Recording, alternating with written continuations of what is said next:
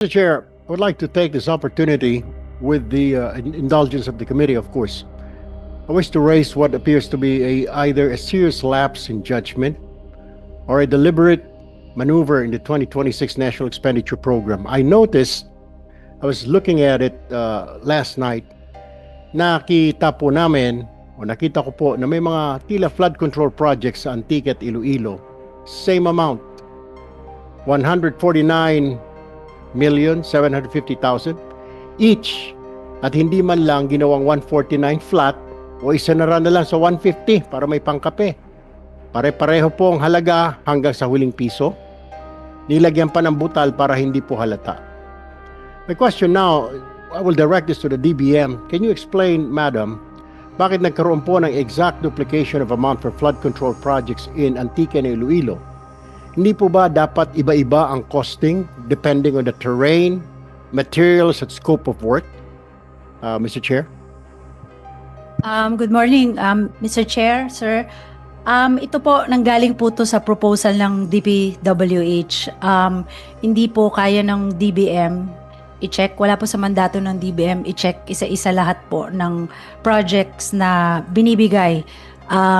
The volume of DPWH budget has 700 plus pages, and the total line items is about 15,000. Malinaw po sa budget call na special ang nature ng project proposal pag DPWH po. Nakalagay po sa budget call na sagot po yan ng DPWH given that they have the expertise and the people to check. Sila rin po ang bumababa sa grounds with their district engineers hanggang sa RDC level po. So pagkatapos sa RDC level approval, that's when they give it to the central office, and then the central office is the one who finalizes the proposal to DBM. Ang DBM po at DBCC po ang nagbibigay lang ng level for DPWH of their budget. Yung level lang po kung magkano yung budget nila. Like for this year, roughly na 875 billion pesos. Yung loob po, we don't touch it. Nakasama po yan sa budget call.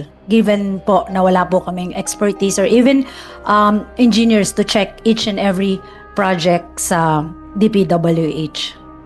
So what you're saying, Mr. Chair, ito po ay request ng DPWH tapos isinumiti po sa DBM na aaprubahan. Bakit hindi po, ang tanong po natin, hindi po ba napansin ang identical figures? Wala po ba tayong technical working group or people to check yung pong sinumiti sa inyo ng mga budget na pare-pareho na po ang itsura up to the last peso? Kasi ang susunod po na tanong ko dyan, hindi po ba naitanong ninyo or the mga tao niyo, pero sabi niyo nga po wala po kayong kakayahan to check with this? Kasi my next question would be, were the scope of work also identical? Kasi po pare-pareho yung budget, ibig sabihin po pare-pareho po yung scope of work, syempre. At tapos, pero I don't think so kasi iba-iba ho ito yung nandyan po yung sinasabi, yung terrain, nandyan po yung costing.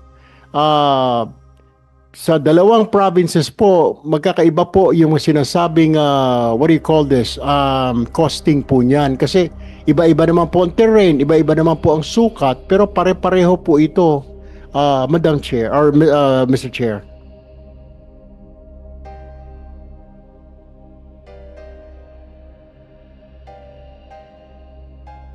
Wala po kami, Mr. Chair, wala po kaming ganong expertise to check. We assume that the DPWH already knows what they're doing given their mandate, and then given the number of employees that they have, the professional background and experience that they have. So hindi po namin alam po ang program of works ng mga projects ng ito. The President po already stipulated or stated yesterday, I think, or the other day, na may nakikita po siya suspiciously na he believes are insertions.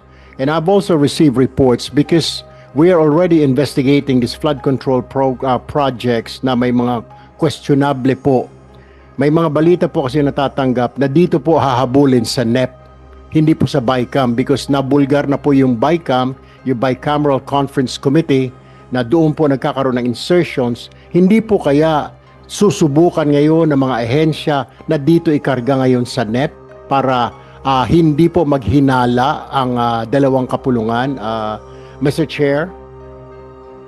Mr. Chair, I cannot answer po dun sa mga insertions na yan. I leave it that to the department.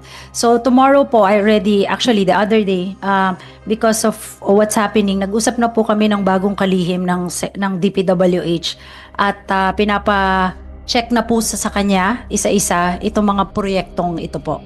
Kung paano po ipinasok ng mga taga DPWH at saka ano ang ginamit nilang formula at kung paano po nila na-identify itong mga proyekto na to na pinropose po nila sa National Expenditure Program. All right. Mr. Chair, sa DOF naman, Department of Finance, how do you justify releasing funds per projects, Mr. Chair, with suspicious uniform costing? Doesn't this open a window for corruption or overpricing, Mr. Chair? Let me just say this outright po. This looks dry, very suspicious. In engineering, you don't get the same costs to the last peso on two different projects in two different provinces. Unless, of course, you are copy-pasting, Mr. Chair. Thank you, Mr. Chair. The DOF collects revenues. We do not release money. We only release money if there is an NCA or a SARO request or NCA in terms of cash pag hiningi ng DBM. All right, Mr. Chair. Mr. Chair, with your indulgence, I have three more questions. Mr. Just to pursue the point being raised by Senator Tulfo, with his permission, of course, this is Yes. related to Secretary DBM. What do you propose that Congress should do to address this problem? Because definitely, these are major red flags. We counted, yesterday we were discussing this with the chairman, Senator Gatchalian.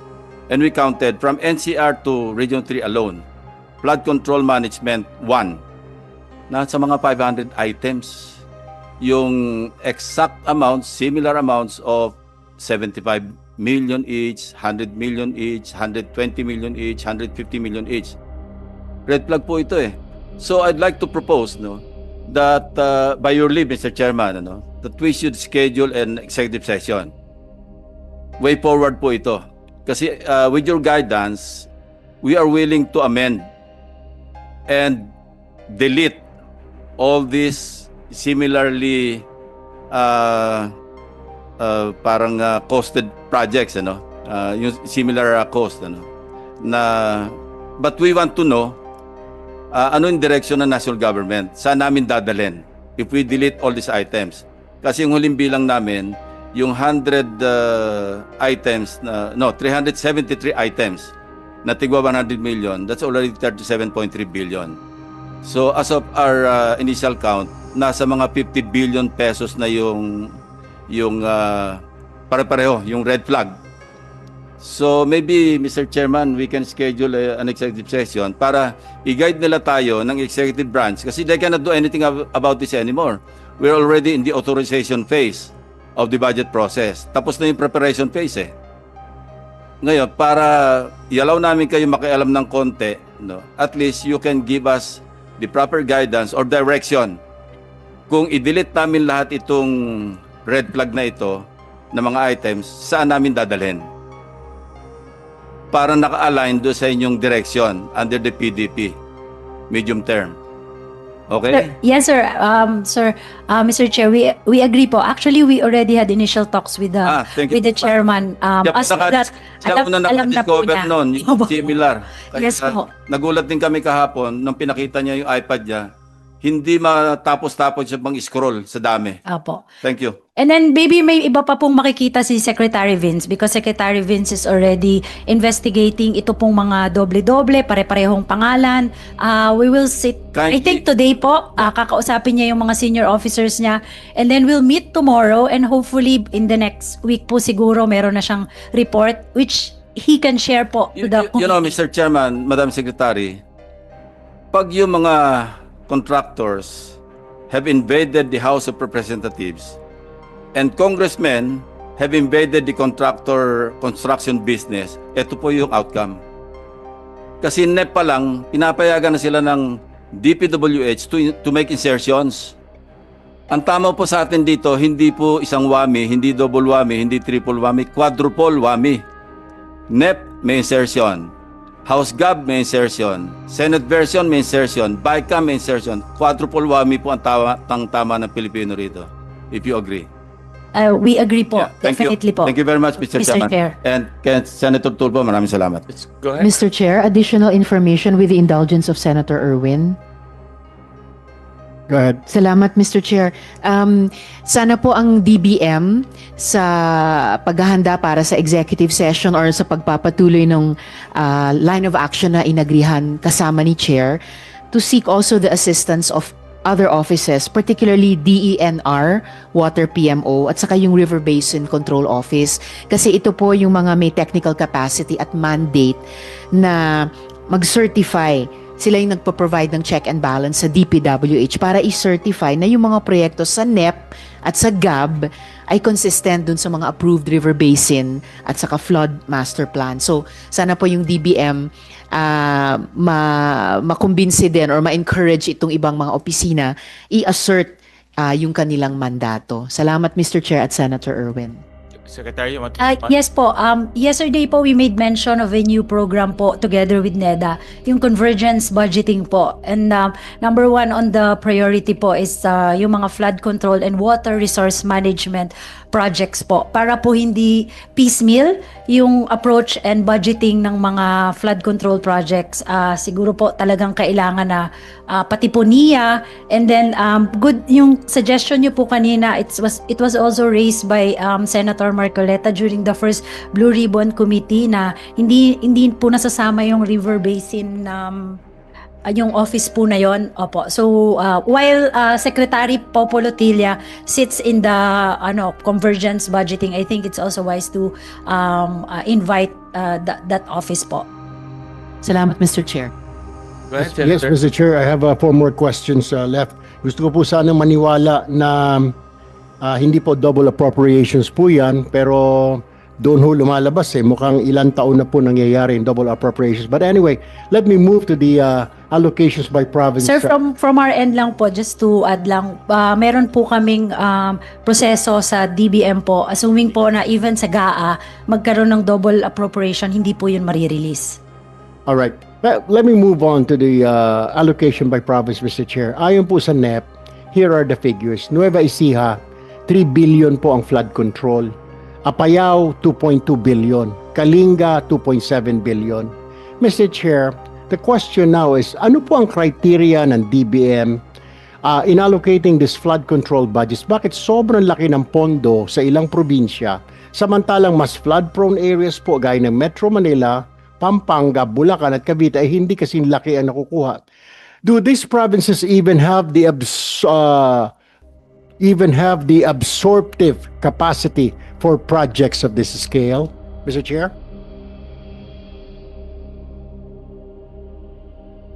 Same way po, yung pag-identify ng flood control projects, nagsimula po yon sa DPWH from the district engineer, their regional offices, and then umakyat po sa RDC, and then pag-approve po sa RDC, dinadala po nila sa central office, and then it is the central office who prioritizes po the identification of these projects po. So kasama din po yan dun sa pag-aaralan po ng DPWH kung itutuloy pa yung mga proyektong yan. Thank you, Mr. Chair. Mr. Chair, kasi kung titingnan po natin, parang hindi po tugma ang allocation sa actual vulnerability po sa baha. Now, can the DBM categorically state under oath na wala pong political influence dito? Because the numbers look highly irregular po. 3 billion for Nueva Ecija, 2.7 billion for Kalinga, 2.2 billion for Apayao, and yet these are not even among the top flood-prone provinces. May way forward po ba ang DBM now to check baka yung NEP nakargahan, baka doon sa NEP nagkaroon ng insertion, Kasi nga po, nag-iimbestiga na tayo ngayon, na nagkakahulihan po ngayon na doon mukhang sa BICAM nagkakaroon ng mga insertions. So, hindi kaya baka dito sa NEP nagkaroon ng insertions because I have received reports na susubukan ng ilan na magpasok o kargahan, magkaroon ng insertions sa NEP pa lamang, Mr. Chair?